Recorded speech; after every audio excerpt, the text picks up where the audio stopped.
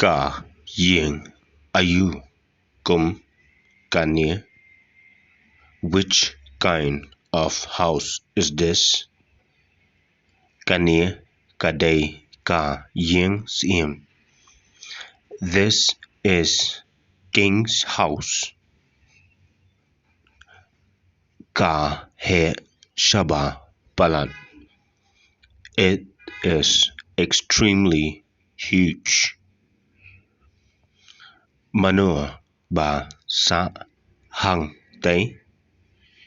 Who is staying there? Syiem sa hangtei. The king is staying there. Syiem uday bana kari ayu. The king is from which country?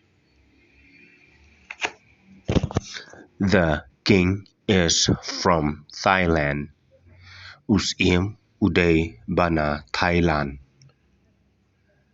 Ka itanat bha kane ka ying. This house looks very beautiful. Ngakwah banrung shapoh jong. I want to get inside it. Ngam tharai kalah banrung. I don't think it is possible.